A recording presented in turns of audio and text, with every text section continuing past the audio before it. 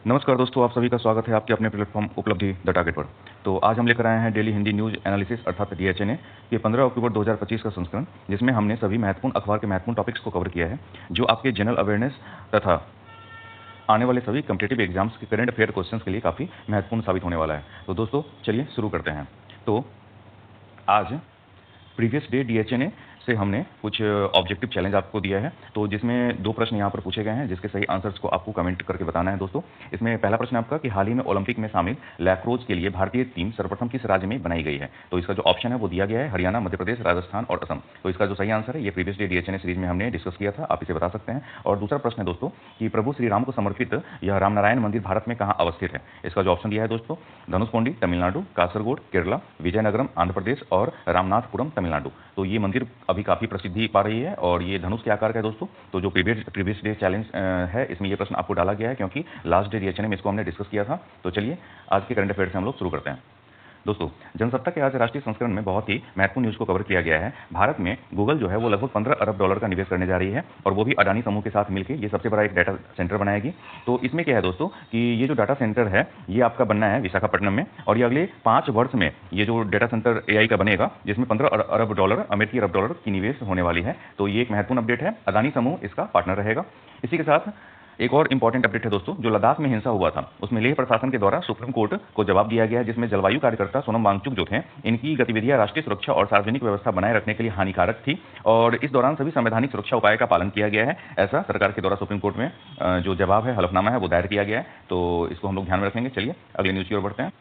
दोस्तों जीएसटी में जो 4 स्लैब था उसको घटाकर 3 स्लैब कर दिया गया, जिसके कारण धीरे धीरे अर्थव्यवस्था पे इसका सकारात्मक प्रभाव दिखना शुरू हुआ है। तो अभी रिसेंट जो अपडेट आया है, जिसमें खाने पीने की चीज़ों की कीमतों के कारण सितंबर माह में जो थोक महंगाई है उसमें वो घटी है। तो इसी के साथ एक और इम्पॉर्टेंट अपडेट है यहाँ पे कि जो पीएम सूर्यघर योजना है, इसके तहत लगभग 4900 मेगावाट क्षमता जुड़ गई है, क्योंकि जो देश में पीएम सूर्यघर योजना हमने लागू किया था, सरकार के द्वारा जो लागू किया गया था, तो उसके अंतर्गत लगभग 4900 मेगावाट की क्षमता इसमें जुड़ी है। और ये इंपॉर्टेंट हो जाता है दोस्तों, क्योंकि पीएम सूर्यघर योजना जो है सो ये हरित ऊर्जा को बढ़ावा देती है। इसके तहत पीएम सूर्यघर मुफ्त बिजली योजना जो है, इसके अंतर्गत गुजरात लगभग 1500 मेगावाट की सर्वाधिक स्थापित आवासीय रूफटॉप सोलर क्षमता के साथ अन्य सभी राज्यों में अग्रणी स्थान पर है। तो ये इंपॉर्टेंट हो जाता है क्योंकि कॉम्पिटिटिव एग्जाम्स में अक्सर पूछे जाते हैं कि जो आपका सोलर एनर्जी है इसमें सबसे अग्रणी राज्य कौन सा है। तो ये काफ़ी महत्वपूर्ण अपडेट हो गया है। नेक्स्ट दोस्तों, मंगोलिया के जो राष्ट्रपति हैं वो अभी भारत के दौरे पर आए हुए हैं, और जो मंगोलिया के राष्ट्रपति हैं इनका नाम है खुरेलसुख उखना। तो इनका वार्ता होता है भारत के प्रधानमंत्री नरेंद्र मोदी के साथ, और वार्ता के बाद हमारे जो प्रधानमंत्री साहब हैं उनके द्वारा बताया गया कि मंगोलिया के राष्ट्रपति खुरेलसुख उखना के साथ जब वार्ता हुई है तो उसमें मंगोलिया के विकास और भारत को एक विश्वसनीय साझेदार मिला है, क्योंकि अभी हमारे प्रधानमंत्री के द्वारा ये घोषणा किया गया है कि अगले वर्ष भगवान बुद्ध के 2 महान शिष्य सारिपुत्र और मौदगल्यायन के पवित्र अवशेष को भारत से मंगोलिया भेजा जाएगा। इसके साथ ही जो मंगोलिया के राष्ट्रपति हैं उन्होंने भारत की सराहना की है, किसके लिए? तो स्वच्छ ऊर्जा के क्षेत्र में भारत की अग्रणी भूमिका, और विशेषकर इसमें जो अंतर्राष्ट्रीय सौर गठबंधन का नेतृत्व भारत ने किया, इसके लिए इन्होंने भारत की सराहना भी की है। साथ ही साथ प्रधानमंत्री मोदी के द्वारा कहा गया कि भारत गंडन बौद्ध मठ में एक संस्कृत शिक्षक भी भेजेगा, ताकि वहाँ के बौद्ध ग्रंथों की गहराई से अवलोकन हो सके या अध्ययन किया जा सके। दोस्तों जो मंगोलिया है यहाँ पे बौद्ध धर्म काफ़ी व्यापक रूप से फैला हुआ है, और मंगोलिया में बौद्ध धर्म के लिए नालंदा विश्वविद्यालय की भी काफ़ी अहम भूमिका रही है, जो प्राचीन नालंदा विश्वविद्यालय था। तो अब प्रधानमंत्री नरेंद्र मोदी के द्वारा कहा गया है कि हमने तय किया है कि नालंदा और गंदन मठ को साथ जोड़कर हम इन ऐतिहासिक संबंधों में एक नई ऊर्जा लाएंगे। तो इस प्रकार भारत और मंगोलिया के रिश्तों को एक नया आयाम दिया जा रहा है दोस्तों। तो ये काफ़ी इंपॉर्टेंट अपडेट है। इसी के साथ हम याद रखेंगे कि मंगोलिया के जो राष्ट्रपति हैं उनका जो नाम है वो है खुरेलसुख उखना। तो ये कॉम्पिटिटिव एग्जाम्स के लिए भी इंपॉर्टेंट हो जाता है। चलिए अगले न्यूज़ की ओर। दोस्तों विश्व स्वास्थ्य संगठन की तरफ से एक इंपॉर्टेंट अपडेट आ रहा है, क्योंकि विश्व स्वास्थ्य संगठन अर्थात डब्ल्यूएचओ ने कोल्ड्रिफ, रेस्पिफ्रेस टीआर और रीलाइफ जैसे 3 खराब जो खांसी का कफ सिरप था इसको बैन कर दिया है, और उन्होंने चेतावनी दिया है कि इनका सेवन जीवन के लिए खतरनाक हो सकता है। तो हम सभी ध्यान रखेंगे इन 3 कफ सिरप का नाम, एक है कोल्ड्रिफ, दूसरा है रेस्पिफ्रेस टीआर और तीसरा है रीलाइफ। दोस्तों यह बैन उस समय लाया गया है जब आप सभी को पता है कि मध्य प्रदेश में कम से कम 22 बच्चों का कोल्ड्रिफ सिरप पीने के कारण संदिग्ध रूप से क्या हुआ था, किडनी खराब होने के कारण मौत हो गया था। इसके साथ साथ राजस्थान में भी 3 बच्चों की मौत हुई है। तो ये एक इंपॉर्टेंट अपडेट है दोस्तों। डब्ल्यूएचओ ने कहा कि रोगियों की सुरक्षा के लिए इन दवाओं का पहचान कर इन्हें तुरंत बाजार से हटाना आवश्यक है। उन्होंने लोगों को चेतावनी दी है कि आपके पास इन सिरप में से अगर कोई है तो उसका उपयोग न करें। तो ये एक इंपॉर्टेंट अपडेट आ रहा है। इसके साथ ही दोस्तों, देश में जो जंगली हाथियों की संख्या है वो लगभग 22,446 है और कर्नाटक इसमें सबसे अग्रणी राज्य में आता है, जहां पर सबसे अधिक 6,013 हाथी निवास करते हैं। तो आप सभी ध्यान में रखेंगे। इसी के साथ अगली न्यूज की ओर बढ़ते हैं दोस्तों। दोस्तों, आंध्र प्रदेश के कर्नूल के पर्वतारोही भरत थम्मीनेनी ने मंगलवार को दुनिया के छठे सबसे ऊंचे पर्वत माउंट चोओयू, जिसकी ऊंचाई लगभग 8,188 मीटर है, इस पर चढ़ाई करने के साथ ही दुनिया की 14 सबसे ऊंची चोटी में से 9 पर फतह करने वाले पहले भारतीय बने हैं भरत थम्मीनेनी।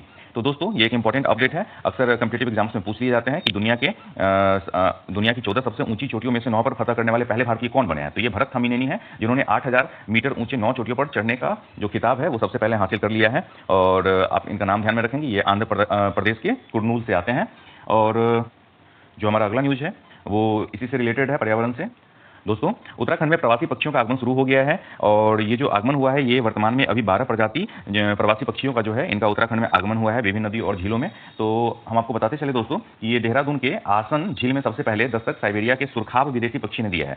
ये रूस से आए हैं सुरखाब, और सर्दियां बढ़ने के साथ साथ अन्य प्रजाति के पक्षी भी यहाँ पहुंचने लगेंगे। दोस्तों, आप सभी को पता है कि कैलाश मानसरोवर के साथ साथ आसपास के लाल तलैया झील में रहने वाला राजहंस पक्षी, ये सभी अभी उत्तराखंड पहुंचेंगे प्रवास के दौरान। तो ये काफी महत्वपूर्ण न्यूज है और भारतवासी के लिए खुशखबरी भी है कि यहाँ पर प्रवासी पक्षी आ रहे हैं। इसी के साथ अगला जो समाचार है दोस्तों, ये राजस्थान से है, जहां पर सर्दी के सीजन की शुरुआत से पहले ही जो प्रवास हो रहा है रेवरों का, इसके बारे में दिया गया है।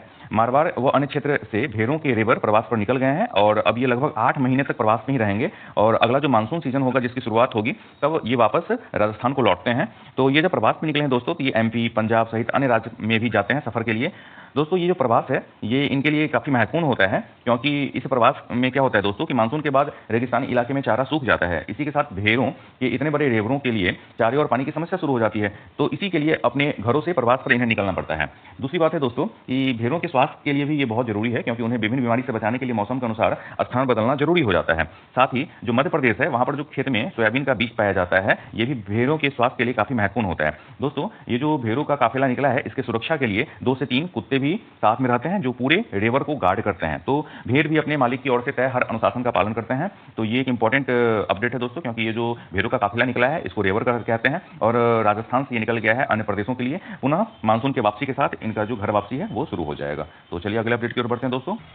हमने प्रीवियस DHNA के सीरीज में डिस्कस किया था कि जो अभी क्रिप्टो मार्केट है वो लगातार गिर रहा है। तो वहीं से रिलेटेड एक इंपॉर्टेंट अपडेट है कि अमेरिका चीन में जो ट्रेड वार हो रहा है दोस्तों, उसके कारण एक हफ्ते में बिटकॉइन जो है ये लगभग 11% टूट गया है।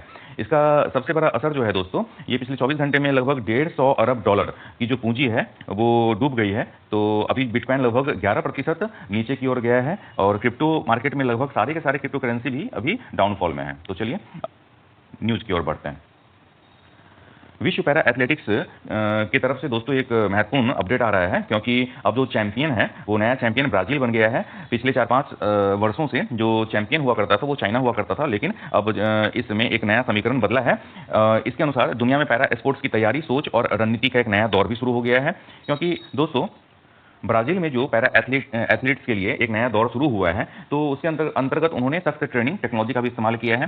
तो ये जो उपलब्धि ब्राजील के द्वारा हासिल किया गया है, इसमें इन्होंने 3-4 कॉन्सेप्ट को लागू किया। पहला, इन्होंने सामाजिक सोच को बदला है। इसके तहत हर दिव्यांग को संभावनाशील पैरा एथलेटिक माना गया है, क्योंकि जो बच्चे बचपन से ही दिव्यांग होते हैं तो उनके अंदर एक हीन भावना का विकास हो जाता है, लेकिन ब्राजील में उसे एक संभावनाशील पैरा एथलीट के रूप में प्रमोट किया गया। दूसरा दोस्तों, एक साइंटिफिक ट्रेनिंग से इन्हें गुजारा गया है, क्योंकि एथलीट्स को हर मौसम में कठिन प्रशिक्षण से गुजरना पड़ता है। तो इन्हें बारिश से लेकर 50 डिग्री टेम्परेचर तक में अभ्यास कराया गया है। खिलाड़ी को 50 डिग्री के तापमान और जो कृत्रिम बारिश है इसमें नियमित अभ्यास करवाकर उन्हें हर परिस्थिति के लिए तैयार किया गया है। इसके साथ ही इन्हें कमजोर या मजबूत के अलग पैमाने पर नहीं नापा गया है। इन्हें बिल्कुल समान प्रशिक्षण दिया गया है जैसे सामान्य एथलीट्स को दिया जाता है। तो इसमें क्या होता है दोस्तों कि उनके अंदर किसी भी प्रकार की कोई हीन भावना नहीं रहेगी कि हम कमजोर हैं या हम मजबूत हैं।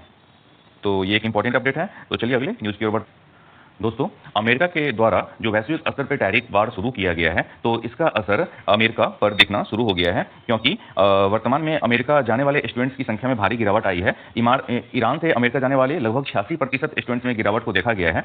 इसके साथ ही दोस्तों, भारत से अमेरिका जाने वाले स्टूडेंट में 44% की जो गिरावट है वो भी देखी गई है। और इसके साथ ही एशिया से भी अमेरिका में जो स्टूडेंट्स जाते थे उसमें भी भारी गिरावट देखा गया है, लगभग 25% के आसपास। तो दोस्तों कुल मिला के अमेरिका में अगस्त 2025 में इंटरनेशनल स्टूडेंट्स की एंट्री में लगभग 19% की गिरावट जो है वो दर्ज की गई है। तो इसका जो कारण है दोस्तों, ये कारण ऑलरेडी मैं पहले बता चुका हूँ कि अमेरिका के द्वारा जो टैरिफ वार और इसके द्वारा उत्पन्न विभिन्न संकट जो है ये एक प्रमुख कारण बनकर उभरा है। इसके साथ ही अमेरिका के द्वारा जो विदेशी स्टूडेंट्स हैं तो इनके वीसा में काफ़ी देरी की जा रही है। दूसरा है कि अमेरिका ने 19 देशों पर ट्रैवल बैन भी लगाया था जून में। तीसरा है कि अनिश्चितता का एक डर बना हुआ है अमेरिका जाने में। और चौथा है कि जो कॉलेज हैं वो भी अब अपने स्टूडेंट्स को वापस देश न जाने की सलाह देते हैं ताकि दोबारा अमेरिका में एंट्री होने पर उनके ऊपर बैन ना लागू हो जाए। तो ये एक काफ़ी इंपॉर्टेंट अपडेट है दोस्तों। इसका असर क्या हो रहा है दोस्तों, तो अमेरिका में लगातार घट रहा है स्टेम वर्कर्स की संख्या। स्टेम का तात्पर्य हुआ साइंस, टेक्नोलॉजी, इंजीनियरिंग और मैथमेटिक्स। तो इसमें क्या हो रहा है दोस्तों कि अमेरिका की साइंस और इंजीनियरिंग में प्रतिस्पर्धा घट सकती है। वहीं जो कम एडमिशन हो रहा है अमेरिका की यूनिवर्सिटी में, इसके कारण साइंस एंड टेक्नोलॉजी के ऊपर जो रिसर्च हो रहा है उसमें भी गिरावट हो सकती है। तो चलिए अगली न्यूज़ को देखते हैं। दोस्तों सिक्किम में एक तिहार उत्सव मनाया जाता है। ये दिवाली की परछाई वाला त्योहार है जो 5 दिन तक लगभग मनाया जाएगा। तो इसमें क्या है दोस्तों कि तिहार के नाम से मनाया जाता है ये जो पर्व है, इसमें प्रेम, सामाजिक सद्भाव, प्रकृति और पशु के प्रति कृतज्ञता, इस भावना को दर्शाया जाता है। ये लगभग 5 दिन तक चलेगा और यहाँ यह जो त्योहार है मुख्य रूप से नेपाली समुदाय, जिसको यहाँ गोरखा कहा जाता है, उसके द्वारा मनाया जाता है। और इस त्योहार में मृत्यु के देवता यम और उनकी बहन यमुना से जुड़ी हुई मान्यताएं हैं। दोस्तों एक पौराणिक कथा के अनुसार यमुना ने जब अपने भाई यम को घर बुलाने के लिए कौवा, कुत्ता और गाय को दूध के रूप में भेजा था, वहीं से इस परंपरा की शुरुआत होती है। तो इसमें क्या होता है दोस्तों कि लगभग 5 दिन तक यह त्योहार जो मनाया जाता है उसमें पहला दिन काग तिहार बोलते हैं इसको, जिसमें कौवों की पूजा की जाती है और उसको मिठाई फल खिलाते हैं लोग। दूसरा दिन कुक्कुर यानी कुत्तों को नहलाकर माला पहनाकर पूजा किया जाता है। तीसरा दिन गाय तिहार होता है जिसमें गायों को माता स्वरूप मानकर पूजा की जाती है। चौथा दिन क्या होता है दोस्तों, गोवर्धन पूजा होता है, इसमें बैलों की पूजा होती है और घर घर देवसी गीत गाया जाता है। और 5वां दिन दोस्तों भाई टीका होता है, जिसमें बहनें जो होते हैं वो भाइयों को 7 रंगों से टीका लगाकर उनकी लंबी उम्र की कामना करती है और भाई उपहार देकर रक्षा का वचन देते हैं। तो ये काफी एक इंपॉर्टेंट न्यूज है दोस्तों। चलिए आगे बढ़ते हैं। दोस्तों केंद्रीय गृह मंत्री के द्वारा राष्ट्रीय सुरक्षा गार्ड का जो 41वां स्थापना दिवस था, इसमें स्पेशल ऑपरेशन ट्रेनिंग सेंटर की आधारशिला रखी जाती है मानेसर में। और यहाँ से लगभग 8 एकड़ में 141 करोड़ की लागत से बना यह ट्रेनिंग सेंटर में कमांडो और विशेष कमांडो को आतंकवाद से लड़ने के लिए यहाँ प्रशिक्षित किया जाएगा। और यहीं पर इन्होंने एक और महत्वपूर्ण अपडेट दिया है कि एनएसजी का हेडक्वार्टर तो मानेसर में ही रहेगा, लेकिन इसका जो नया हब है वो अयोध्या में स्थापित किया जा रहा है। इससे एनएसजी के ऐसे सभी 6 हब हो जाएंगे जहाँ एनएसजी को आतंकवादी हमले को नाकाम करने के लिए ट्रेनिंग दिया जाएगा। और अब एनएसजी के इतिहास में एक नया अध्याय जुड़ने जा रहा है दोस्तों। अयोध्या जो है वो एनएसजी के ट्रेनिंग सेंटर के रूप में एक बड़ा हब बन के उभरने वाला है। तो चलिए अगली न्यूज की ओर बढ़ते हैं। दोस्तों अगला जो न्यूज़ है वो वर्ल्ड इकोनॉमिक फोरम के द्वारा आया है, जिसमें इनके द्वारा एक रिपोर्ट में ऐसा दावा किया गया है कि जो आर्टिफिशियल इंटेलिजेंस है, अर्थात कृत्रिम बुद्धिमत्ता, रोबोटिक्स, एडवांस्ड एनर्जी सिस्टम और सेंसर नेटवर्क्स हैं, ये ऐसी उभरती टेक्नोलॉजी है जो आगामी वर्ष में लेबर मार्केट की पूरी तस्वीर बदलने वाली है दोस्तों। तो सबसे पहले हम देखते हैं कि एआई क्या करने वाला है। तो इसके अंतर्गत ये डेटा प्रोसेसिंग के साथ रोबोटिक्स को इंटीग्रेटेड करके और जो इसका मार्केट है लेबर मार्केट, इसकी तस्वीर को पूरी तरह से बदल देगा। इसी के साथ दूसरा है रोबोटिक्स है। तो इसमें क्या होगा कि ये सेमी ऑटोमेटेड उपकरण और एआई इंटीग्रेटेड सिस्टम्स को आपस में जोड़ता है। तीसरा है एडवांस एनर्जी सिस्टम। इसके अंतर्गत आपको हमने पहले बताया दोस्तों कि रूफटॉप रिन्यूएबल एनर्जी सेटअप्स जैसे सिस्टम पावर सप्लाई को स्टेबलाइज किया जाता है। चौथा है सेंसर नेटवर्क। इसके द्वारा ड्रोन जैसे टेक्नोलॉजी को सपोर्ट किया जाएगा और इससे क्या होगा दोस्तों कि मॉनिटरिंग और डिलीवरी में काफी फायदा होगा। तो ये एक इंपॉर्टेंट अपडेट है, इसमें हम इस 4 पॉइंट को ध्यान में रखेंगे। Artificial intelligence, robotics, advance energy system और सेंसर नेटवर्क, ये 4 ऐसे टेक्नोलॉजी है जो आने वाले कुछ वर्षों में लेबर मार्केट की पूरी तस्वीर को बदल के रख देंगे। तो चलिए अगले न्यूज़ की ओर बढ़ते हैं। अगला न्यूज़ आ रहा है यूजीसी नेट, तो जिसका आवेदन 7 नवंबर तक होगा दोस्तों। और इसका जो परीक्षा है दोस्तों वो 31 दिसंबर से लेकर 7 जनवरी 2026 तक आयोजित होगी। तो यूजीसी नेट का जो आवेदन है ये 7 नवंबर तक किया जाएगा। तो जो भी मित्र इसके लिए ये इच्छुक हैं तो वो अप्लाई कर सकते हैं दोस्तों। अगला इंपॉर्टेंट न्यूज़ आ रहा है कि किसान सम्मान निधि के लिए ई केवाईसी 31 तक जरूरी हो गया, 31 अक्टूबर तक दोस्तों। क्योंकि 31 अक्टूबर तक अगर ई केवाईसी नहीं कराया गया तो फिर प्रधानमंत्री किसान सम्मान निधि योजना की जो राशि है वो किसानों को नहीं मिल पाएगी। तो सभी किसान भाई 31 अक्टूबर तक अपना ई केवाईसी कराना सुनिश्चित कर लें। इसके साथ जो अगला न्यूज़ आ रहा है, गूगल के द्वारा जो आंध्र प्रदेश के विशाखापट्टनम में यहाँ पर जो डाटा सेंटर स्थापित किया जाएगा उसमें लगभग 1.33 लाख करोड़ रुपया का निवेश होगा। और दोस्तों इससे 2 लाख नया जॉब बनने की संभावना है। और ये जो डेटा सेंटर होगा वो 1 गीगावाट एआई का डेटा सेंटर होगा लगभग। इसकी शुरुआत जो है दोस्तों वो 2026 से हो जाएगा और 2030 तक ये जो सेंटर बनाने का काम है वो कंप्लीट होगा। यहाँ से लगभग 12 देश को सर्विस मिलने की संभावना है। और यहाँ पर क्या होगा दोस्तों कि एक महत्वपूर्ण मैसेज अमेरिकी सरकार अर्थात डोनाल्ड ट्रंप को दिया जा रहा है, क्योंकि डोनाल्ड ट्रंप ने गूगल को वार्न भी किया था कि आप भारत में ऐसा कोई भी इन्वेस्टमेंट नया शुरू नहीं करेंगे। इसके साथ एक नया जो न्यूज़ है दोस्तों, आप देख सकते हैं फोटो में कि पटना में जो है वो जल के स्तर में कमी आई है और इसके बाद क्या हुआ है कि दीघा घाट पे जो ड्रीम वर्ल्ड वाटर एडवेंचर है उसके द्वारा वाटर स्पोर्ट्स शुरू किया गया है और लोग इसका जो मजा है वो काफ़ी ले रहे हैं। और इसी के साथ जो अगला न्यूज़ है दोस्तों, ये हुरून इंडिया की तरफ से आया है और इसमें ये बताया गया है दोस्तों कि रेजोन सोलर कंपनी के जो सह-संस्थापक हैं हार्दिक कोटिया, ये सबसे युवा उद्यमी बने हैं। इनका जो उम्र है वो 31 वर्ष ही है। तो ये आपका हुरून इंडिया अंडर 35 उद्यमियों की जो सूची है वो जारी की गई थी, जिसमें टॉप किए हैं रेजॉन सोलर कंपनी के सह-संस्थापक हार्दिक कोटिया। तो इनका जो उम्र है दोस्तों ये 31 वर्ष है। आपने 2017 में चिराग नाकरानी के साथ यह कंपनी स्थापित किया था और रेजॉन सोलर सौर ऊर्जा को बढ़ावा देने के लिए आधुनिक तकनीक व समाधान उपलब्ध करवाती है। तो इसके बाद इसमें क्या है दोस्तों कि जो पैमाना लिया गया था उस पैमाने में लगभग वैसे कंपनी को ही शामिल किया गया इस लिस्ट में जो कम से कम 444 करोड़ रुपए मूल्य रखता हो। वहीं दूसरी ओर महिलाओं में 31 साल की मीनू जो हैं ये सबसे युवा उद्यमी चुनी गई हैं और ये 31 साल की जो मीनू मार्गरेट हैं तो इन्होंने ब्लीस क्लब की स्थापना की है। यह महिलाओं के लिए बना एक्टिव वियर ब्रांड है जो लेगिंग्स, स्पोर्ट ब्रा, टॉप्स और जॉगर्स जैसे फिटनेस कपड़ा बनाती हैं। तो ये दो इंपॉर्टेंट न्यूज़ है, इसको ध्यान में रखेंगे दोस्तों। चलिए अगले न्यूज़ की ओर बढ़ते हैं।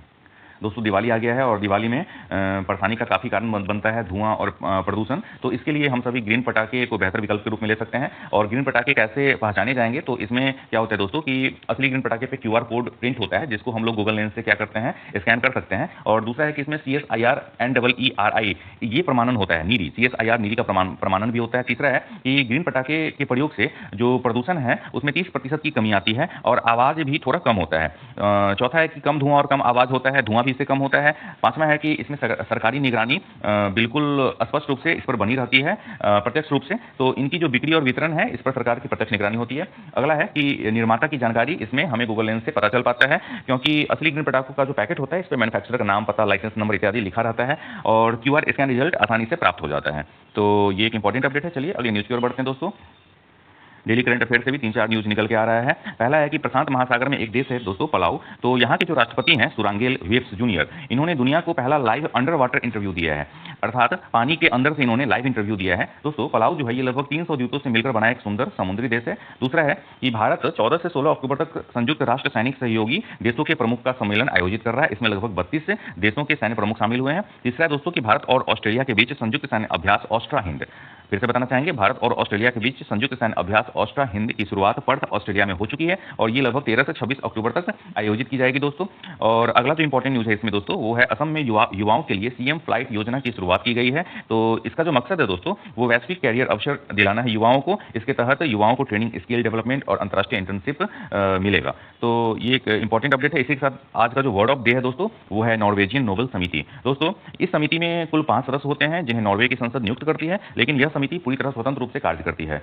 इस समिति में दोस्तों जो नोबेल पुरस्कार है उसमें जो नामांकन होता है उसकी समीक्षा की जाती है और इससे जुड़ी सभी जानकारी को लगभग 50 वर्षों तक गोपनीय रखा जाता है। तो ये काफी इंपॉर्टेंट एक वर्ड है दोस्तों, नॉर्वेजियन नोबेल समिति। तो अभी नोबेल पुरस्कार जो है वो पूर्णतः दे दिया गया है। नोबेल पुरस्कार कुल मिला के कितने क्षेत्र में दिया गया? 5+1 यानी 6 क्षेत्रों में, चिकित्सा, भौतिकी, साहित्य, शांति, रसायन और अर्थशास्त्र। तो ये एक इंपॉर्टेंट अपडेट है, सभी क्षेत्रों में नोबेल पुरस्कार दे दिया गया और जो प्रीवियस जो DHNA का सीरीज था उसमें हमने नोबेल पुरस्कार को डिस्कस भी किया है। चलिए अगली न्यूज की ओर बढ़ते हैं दोस्तों। जो भारत का जो इकोनॉमी है उसको लेकर IMF की तरफ से एक खुशखबरी आई है। तो अंतर्राष्ट्रीय मुद्रा कोष अर्थात IMF ने अपने अक्टूबर वर्ल्ड इकोनॉमिक आउटलुक में एक रिपोर्ट जारी किया है। उसमें भारत की जो वित्त वर्ष 2026 की वृद्धि दर है वो 6.4% था। इसको बढ़ा के उन्होंने 6.6% अनुमान जाहिर किया है। दोस्तों आपको पता है कि जो हमारी इकोनॉमी है वो ट्रंप के टैरिफ के कारण अभी प्रभावित हो रहा है, लेकिन फिर भी IMF के द्वारा जो ये वृद्धि किया गया है हमारे इसमें GDP में, तो ये GDP 6.4% से बढ़ा के 6.6% तक इसका अनुमान जाहिर किया गया है। ये एक इंपॉर्टेंट न्यूज़ हो जाता है। तो चलिए अगले न्यूज़ की ओर बढ़ते हैं दोस्तों। केंद्र सरकार के द्वारा जो NCRB रिपोर्ट है इसके मुताबिक बिहार में एक वर्ष में लगभग 8,873 लोग सड़क दुर्घटना में मारे गए हैं। ये काफ़ी दुखद न्यूज़ है और हम सभी को इसके लिए तैयारी करनी पड़ेगी दोस्तों, क्योंकि एक बहुत बड़ा आंकड़ा है। तो इसमें क्या हुआ है दोस्तों कि केंद्र सरकार के द्वारा जो NCRB रिपोर्ट जारी किया गया है इसमें लगभग 8,873 लोग सड़क दुर्घटना में मारे गए हैं और 6,539 गंभीर और आंशिक रूप से घायल भी हुए हैं। तो जो विशेषज्ञ हैं उनका मानना है कि यदि दुर्घटना में घायल इन मृतकों को गोल्डन आवर में इलाज मिल गया होता तो कई सारे जान जो है वो बचाई जा सकती है। दोस्तों दोस्तों, बिहार में जो ट्रॉमा सेंटर का अभाव है, ये एक महत्वपूर्ण फैक्टर यहाँ बनता है। इसके साथ बिहार में स्वास्थ्य विभाग के द्वारा जो ट्रॉमा सेंटर लाया गया है, वो भी फाइल के पन्नों तक ही सीमित है। यह भी माना जा रहा है कि ट्रॉमा सेंटर में एनेस्थेटिक और ऑर्थोपेडिक सर्जन जैसे महत्वपूर्ण विशेषज्ञों की भारी कमी है। तो जो दुर्घटना है दोस्तों, दुर्घटना कभी भी कहीं भी हो सकता है। इसके लिए हम एक तैयारी ही कर सकते हैं विशेष बेहतर, और हम सभी को इसको लेकर काफी सीरियस होना पड़ेगा। यहीं पर जो विशेषज्ञ हैं हमारे पीएमसीएच के पूर्व अधीक्षक और महावीर वात्सल्य संस्थान के निदेशक डॉक्टर राजीव रंजन प्रसाद, उनका कहना है कि ट्रॉमा सेंटर की सबसे बड़ी समस्या है मानव संसाधन और उपकरणों की कमी। भवन तैयार है लेकिन डॉक्टर नहीं है, नर्सों को प्रशिक्षण नहीं दिया गया है। तो सरकार ने इससे पहले कई सारे ट्रॉमा सेंटर भी घोषित किए थे दोस्तों। 2023 में सरकार ने ये ट्रॉमा सेंटर बनाए थे गोपालगंज में, मधुबनी में, कैमूर में, नालंदा में, पूर्वी चंपारण में, अररिया, वैशाली, बांका, नवादा, खगड़िया, और 2021 में भी कुछ ट्रॉमा सेंटर की घोषणा की गई थी जो अभी तक कागज में ही है। तो इसको लेके हम सभी को काफी सीरियस होना पड़ेगा। अगले न्यूज की ओर बढ़ते हैं। अगला न्यूज आज के आर्टिकल के सीरीज है दोस्तों। यहाँ पे पंडित विजय शंकर मेहता हैं, इन्होंने आज एक बहुत अच्छी सलाह दी है। इन्होंने यहाँ पर बताया है कि अगर माता पिता ही कुसंग कर जाएं तो इसकी कीमत बच्चों को चुकानी पड़ती है। इसका इन्होंने उदाहरण दिया कि कोप भवन में राजा दशरथ और रानी कैकेयी के बीच हुआ वार्तालाप में राम को 14 वर्ष के लिए वन भेज दिया जाता है। कैकेयी का जो सील है वो वहां से मिटता है और दशरथ का जो जीवन है वो यहाँ पे समाप्त हो जाता है। इसी के साथ अयोध्या को दुख मिलता है, लेकिन राम जो है इन सब में अपनी गरिमा को और बढ़ा पाते हैं। और अब तो माता पिता को और सावधान होना पड़ेगा दोस्तों, क्योंकि आने वाले वर्षों में भारत का जो पारिवारिक ढांचा है ये 35% घटकर संकुचित हो जाएगा। इसी के साथ हम 20 से 10 हो गए हैं, 10 से 5 हो गए हैं और 5 से 4, यानी परिवार का जो आकार है वो लगातार घटता जा रहा है।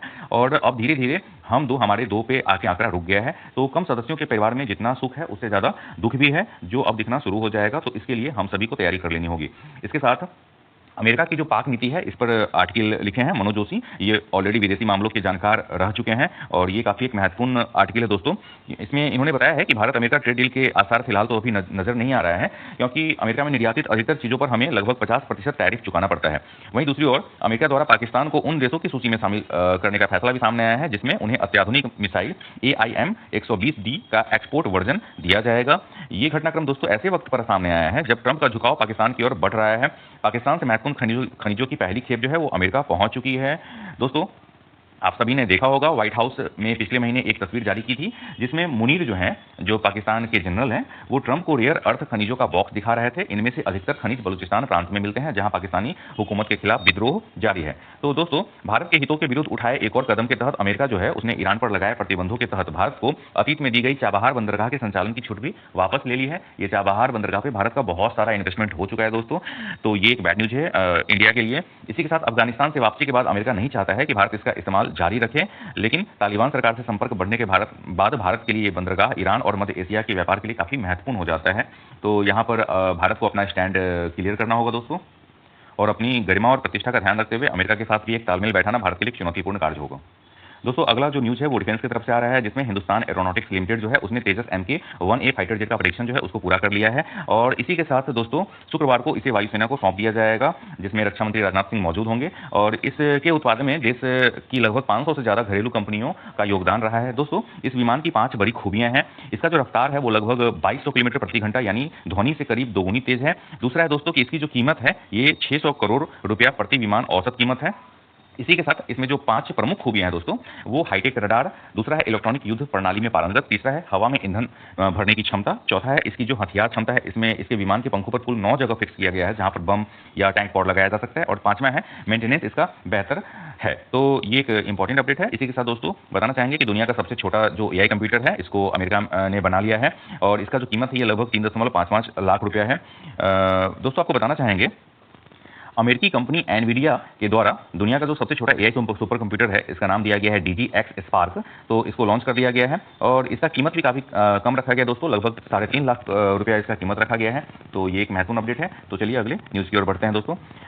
अगला जो न्यूज आ रहा है वो बांग्लादेश से आ रहा है, क्योंकि बांग्लादेश में जो चुनाव है वो फरवरी में होने वाला था, लेकिन इसका आसार दिख नहीं रहा है, क्योंकि अंतर्राष्ट्रीय अपराध ट्राइब्यूनल के आदेश पर 15 वरिष्ठ सैन्य अफसरों की जो गिरफ्तारी है बांग्लादेश में वो हुई है, और इसके कारण सेना और सैन्य के बीच में एक तनाव उत्पन्न होता हुआ दिख रहा है। वहीं बांग्लादेश की जो सबसे बड़ी पार्टी आवामी लीग है इसका पंजीकरण चुनाव आयोग ने निलंबित कर दिया था।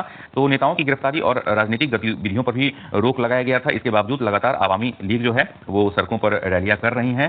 तो हिंसा और दंगा जो है वो वहां थमने का नाम नहीं ले रहा है, तो इसके कारण मतदान जो है वो नहीं हो सकता है, ऐसी संभावना जताई जा रही है। इसके साथ राजनीतिक सहमति भी नहीं बन पा रही है दोस्तों। तो ये एक इंपॉर्टेंट अपडेट है। अगला न्यूज देखते हैं। अयोध्या में जो श्री राम जन्मभूमि मंदिर है, इसका जो प्रथम तल है वो तैयार हो गया है और इसका जो भव्य और मोहक दृश्य है दोस्तों, वो आप देख सकते हैं। ये कितना प्यारा लग रहा है। तो इसके जो प्रथम तल का निर्माण है वो हो चुका है और राम दरबार की जो तैयारी है वो चल रही है दोस्तों। तो इसी के साथ चलिए अगली न्यूज़ की ओर बढ़ते हैं। अंतर्राष्ट्रीय जगत में दोस्तों ये खबर आई है कि जो ट्रंप हैं वो अभी मिस्र गए हुए थे और मिस्र में उन्होंने गाजा शांति शिखर सम्मेलन में भाग लिया और भाग लेने के दौरान डोनाल्ड ट्रंप जो है उन्होंने भारत को महान देश बताया और पीएम नरेंद्र मोदी को भी एक अच्छा दोस्त बताया है। इसी के साथ उन्होंने पाक पीएम शाहबाज से भी वहां पर मंच में ही बोला कि आप कुछ कहना चाहते हैं तो वही कहिए जो आपने कल मुझसे कहा था। दोस्तों यहाँ भी ट्रंप अपनी प्रशंसा करवाना चाह रहे थे तो शाहबाज बोले, मैं ट्रंप को नोबेल शांति पुरस्कार के लिए नामित करता हूँ। तो दोस्तों ये एक काफी हास्यास्पद घटना है। ट्रंप लगातार अपने नाम का दावा अलग अलग मंचों से नोबेल पुरस्कार के लिए कर रहे हैं और वही नोबेल समिति के द्वारा इसको लगातार नजरअंदाज किया जा रहा है। साथ ही दोस्तों कांग्रेस का एक स्टेटमेंट आया है कि पाक सेना प्रमुख आसिम मुनीर को मेरा पसंदीदा फील्ड मार्शल जो बताया गया डोनाल्ड ट्रंप के द्वारा। तो इस पर कांग्रेस ने पीएम नरेंद्र मोदी पर निशाना साधा और पूछा कि यह मोदी और ट्रंप की कैसी दोस्ती है जो हमारे दुश्मन देश के जो फील्ड मार्शल है उसकी प्रशंसा करवा रहे हैं। तो चलिए अगली न्यूज़ की ओर बढ़ते हैं। दोस्तों दिल्ली में जो भारत और वेस्ट इंडीज के बीच टेस्ट मैच का सीरीज चल रहा था, उस टेस्ट मैच के सीरीज में भारतीय टीम ने मंगलवार को 5 दिन के 7 विकेट से इस जीत को दर्ज कर लिया है और 2 मैचों का जो टेस्ट सीरीज था दोस्तों इसमें वेस्ट इंडीज को 2 और 0 से क्लीन स्वीप कर दिया है। तो ये एक इंपॉर्टेंट अपडेट है। तो चलिए इसी के साथ जो आज का समाचार है वो यहीं पर खत्म होता है दोस्तों आप सभी से रिक्वेस्ट है कि मेरा प्रयास अगर आपको सार्थक लगे तो आप इस चैनल को जरूर सब्सक्राइब कर लें और हमें सपोर्ट करें। इसी के साथ हम लोग मिलते हैं डीएसएनए के अगले सीरीज में जल्द ही। तो चलिए तब तक के लिए जय हिंद, जय भारत।